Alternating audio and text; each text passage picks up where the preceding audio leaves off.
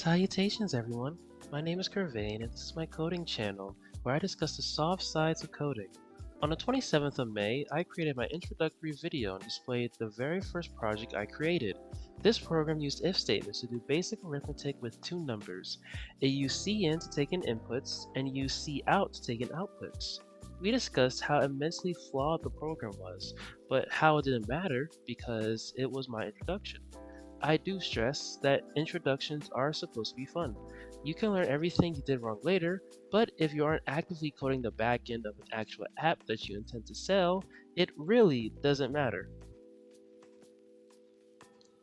Today, we're going to look at a program that does something more advanced. It will be able to convert one letter to another by first converting the letters from ASCII format to 8-bit binary, then performing XOR encryption using a randomly generated key, then converting the letters back into ASCII. Yes, it's a tad bit more advanced than adding two numbers together, so I have a lot of explaining to do. The first section of this video is going to be dedicated to the background of me deciding to do this in the first place. The second section of the video is going to explain the basic concepts at hand, just to make sure everyone knows what is happening in the program.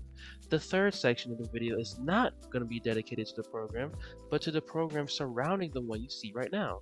The fourth section of the video is going to be where the actual program we talked about and analyzed to see what I could have done better. The last section of the video is going to talk about what I learned from the process and why the process, while often unsung, is very integral to learning the art of programming. So get settled. I have been expecting a few visitors now. I left a few extra teacups on the table and some blankets on the sofa. The fireplace is, as always, running, but you can't be too comfortable, right? Part 1. What between then and now? Once again, I am very aware of the large gap between let's add two numbers together and let's apply bitwise encryption on an entire letter using a standard from the 1960s and 70s. As usual, I didn't know the depth to what I was doing. But I didn't need to because I had Khan Academy. That's right, your coding elf already has a sponsor, is what I would say if it was that easy, but unfortunately not yet. To go back a bit further, I've used plenty of educational websites in my lifetime. Education was highly pushed in my house, so naturally my summers would be spent doing 3 math skills a day on Excel.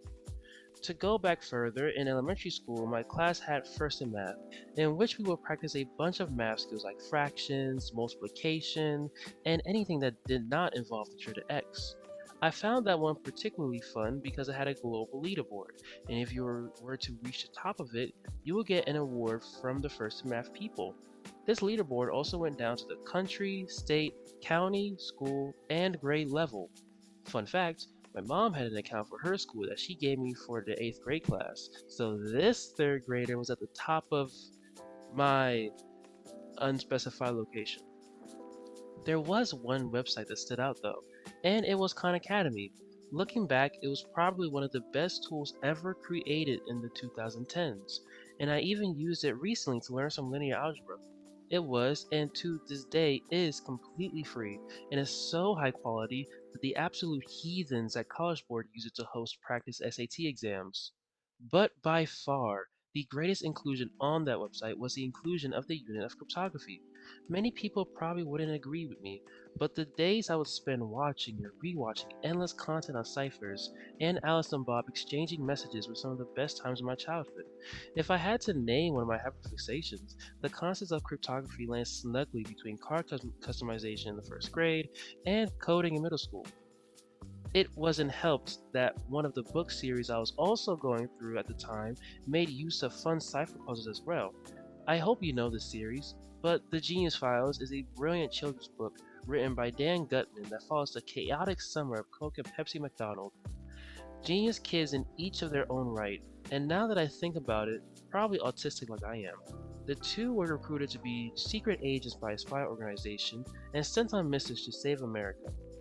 As a short list of their feats, they spend the opening chapter escaping out of a burning school rigged to blow, narrowly escaping being buried alive in the middle of some sand dunes, killing some evil guy in Wisconsin, escaping some worryingly worryingly creative traps that would have iced them or boiled them alive in french fry oil, straight up avoid getting run over with motorcycles at the spot JFK died, having to fight the bad guy they thought they killed, who was now married to the aunt who also turned out to be evil, and don't even get me started on what happened in DC.